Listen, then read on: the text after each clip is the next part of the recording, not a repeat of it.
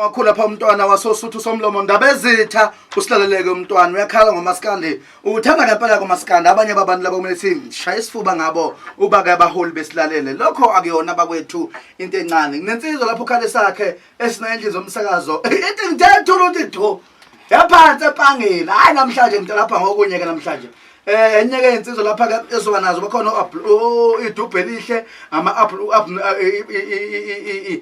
twini breakdown encane umashapula akasalibamba ucinga ngoba awunabhadu nongoma hey weceba uzile unebhadu nongoma umashapula ke bethawuza lapha ke highway eyesa hey bakethu labaculi bekhazi zokugcina beyinsuku zokugcina mfethu sekwamukela umsazwe nongoma FM. Yebo ngiyakwemukela amahlobo njani ubani ukhale sakhe ukhale sakhe ke mahlobo insizwa nje igama lakhe lampela ngiqala nje ngibingelela abalaleli emakhaya beNongoma FM ngibingelela kuzo zonke indawo la kufinyelela khona umsakazo omkhulu kangaka cha futhi mina ngusifisa igama lami ngakadonda kodwa ke emculweni ngaziwa ngokhale sakhe futhi kahle ukhale sakhe usifisa kadonda ukuthi ngempela ke ngifisa ukuzwa ke mfethu ucela nini emculweni mfethu ukucula ngiqale kudala ngithi kwangama 98 kanje mengaphosisi kodwa ke uqala kwami ukhipha album ngiqale ngabo 2010 khipha album yami yokuqala. Mfethu usebenze nobani?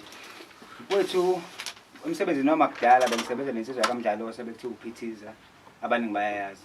Okay ngithe kuphuma kwami ngaphansi kwecompany yakhe ngase ngithola icompany engaphansi kwayo manje uDibi njengamanje engisebenza ngaphansi kwayo uDibi then ke emsebenzini womculo abantu ngeke ngibophe kuphela ngesikimini sami ngoba siqine kakhulu esiginqile ngibambela mina kwi-bass guitar ngibanje lothula uKhayelihle mfoka Mkhize wase Sunface inkostinini uthula umsindo wakadlamini bayamazi abaningi nje cha yizona izinto engibambisana nazo bese umuntu ongilolo ngena kahle umculo wami uzophuma ube mnandi kakhulu uthi produce maqhinga hadebe abaningi futhi bayamazi.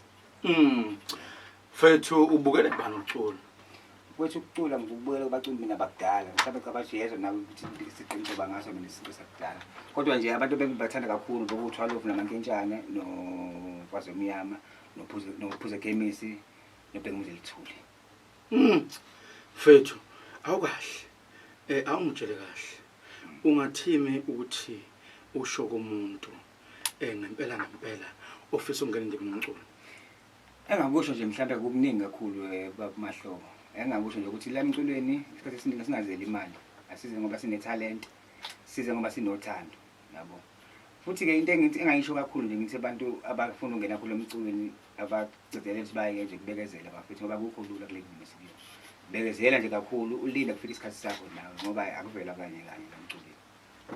Uyabona ngempela kamathi akuvela kanye nje amadlebe embongolo akuvelwa kanye njengamahlebe embongolo kazona vela kanye yimi we producer wami la mfethu sisayixoxa ke le ndaba usishilo awukahleke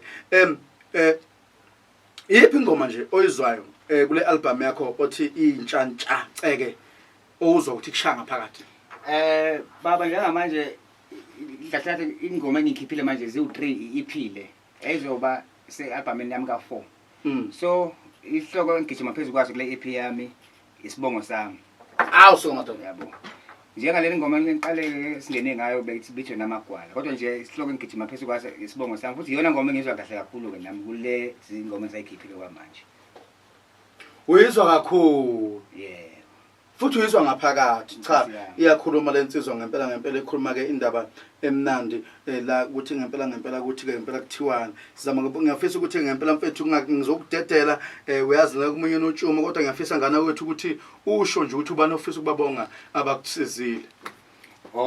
Cha ngingabonga kakhulu yona inkampani yami lengaphansi kwayo Inhlanzi ngibonga Inhlanzi qala nje ikhampani ekuyiyona eshutha ama music videos ngoba nama video nje shutha Inhlanzi SA kuyiyona ngenzela ama music video ngishutha izithombe nangamanje nje ngoba ngihlezi phambi kwabo nami ngiyabona nje bangichafana la yiyo njalo Inhlanzi so ngibene ngibonge futhi uDibi okuyilona lengithathela ngibuyisa sengisehlathini ngibuyisela emculweni ngibonge futhi iqembu lami elikhulu labathokozisa kuyilona ngisebenza nalo bengiqhamuka ngijabula kakhulu abantu ngibonge futhi umama anginikezile ithuba ukuthi abone ukuthi yini lento angifuna ukuyenza nobaba Ngibabonge kakhulu. Ngibonge nje futhi nomphakathi isupport enginikeza yona. Bafuna ukuthola ukuthi baqashe bakuthola kanjani ngizwile ingoma yakhe emnandi ethi ukuthi do ishayiwe nenkosi phakathi. Yebo, abafuna ukungiqasha ke bengathinta le number elandelayo. Le number ngiyatholakala kuyona ithi 079 079 605 605 98 98 97. 97. Bese kuba ne-page lika Facebook la Khalesakhe labalandeli la Khalesakhe Donda. Ibhale nje mayifuna nje umuntu ufike nje Khalesakhe Donda. Ukhalesakhe Donda.